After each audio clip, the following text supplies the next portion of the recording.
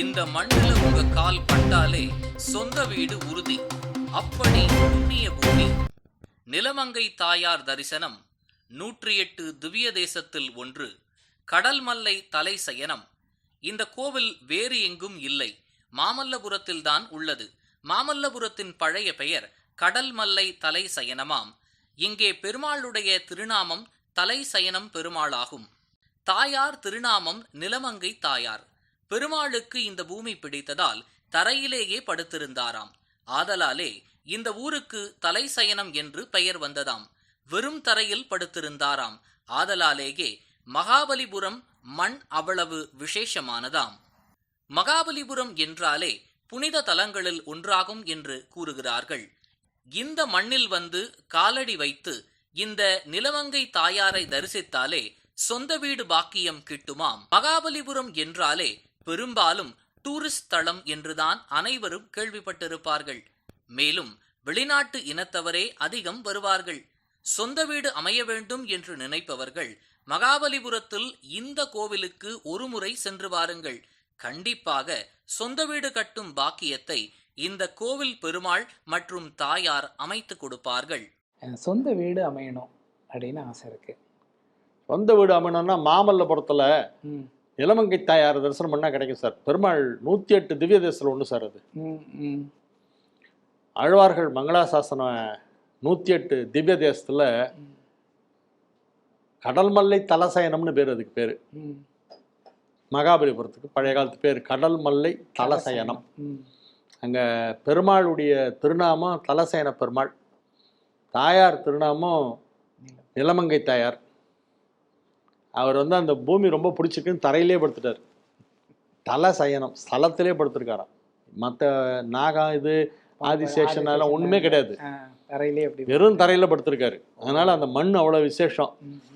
மகாபலிபுரம் நம்ம வெறும் tourist centre நினச்சிட்டு இருக்கோம். ஃபாரினர்லாம் வந்து ஃபோட்டோ எடுத்துகிட்டு போகிறான். அது ஒரு ரொம்ப புனிதமான தலம். அந்த மண் அவ்வளோ விசேஷமா. மருத்துவம்னா அல்சரு, சுகரு, இந்த ஆட்டு ரொம்ப துடிக்கிறதுனால கொஞ்சம் நார்மல். இந்த ஜில்லுன்னு போய் விழுந்தா கொஞ்சம் நார்மலாக இருக்கும். அல்சருக்கு கொஞ்சம், அதுக்கும் கொஞ்சம் ஜில்லு. காரம் சாப்பிட முடியாது, சாதம் சாப்பிட முடியாது. அதுக்கெல்லாம் நல்லது கூழ். வந்து யூரின் வரலை, கல் இருக்குது, நான் டாக்டர்கிட்ட போகணும். இது கூழ் குச்சி பாருங்க, யூரின் போக போக அது கரைஞ்சி வந்துடும். இப்போ வந்து அந்த காலத்துல ரெடி பண்ணா வீட்டில் இருக்காங்க ஆம்பளைங்க 10 ரூபா சம்பாரிச்சு போய் வீட்டில் கொடுக்குறாங்க. அதனால அந்த காலத்தில் நடந்த கதை அது. இந்த காலத்தில் நம்மளும் போனால் 10 ரூபா சம்பாதிக்கல. இவங்க சம்பாதிக்கிற வயசு தானே இவ்வளோ இது பண்ணுறாங்க. நம்மளை அடிக்கிறாங்க, நம்மளை உதைக்கிறாங்க, நம்மளை கேள்வியாக கேட்குறாங்க. நம்மளும் ஒரு 10 ரூபா சம்பாதிக்கல. ஒரு பெருகிற வேலைக்கு போனால் கூட ஒரு 6000 கிடைக்கும், ஒரு 5000 கிடைக்கும். அப்படி ஒரு மனசில் தோணுது இல்லையா? அதனால் போகிறாங்க வேலைக்கு. அதனால் இதெல்லாம் சமைக்க முடியாது. இதெல்லாம் வாங்கணும், அதை சுத்தப்படுத்தணும், அதை செய்யணும், அடுப்பு வைக்கணும், துடுப்பை தரணும், கரண்டியை தரணும். இது எப்படி செய்யணும்னு தெரியாது. கடையில் எங்கன்னா விற்றா நம்ம வாங்கி சாப்பிட்டு போயினே இருக்கலாம். அப்படி வீட்டுக்காருக்கு வேணுமா இருந்தால் நீங்கள் இங்கே கூழ் விற்கிதுங்க, அங்கே நல்லா இருக்குது, அங்கே போய் சாப்பிடுங்க, இங்கே போய் சாப்பிடுங்க, இத்தனை பொருள் வச்சுருக்காங்க ஆன்னு சொல்லி அனுப்புகிறோம். வந்து சாப்பாடும் அவ்வளோ எடுக்க மாட்டாங்க. இதுதான் ஏன்னா இது களி மாரி சேர்ந்து உண்டை மாரி பண்ணி தண்ணியில் போட்டு கூட கலக்கி சாப்பிட்டு ஒரு சொம்பு போவாங்க.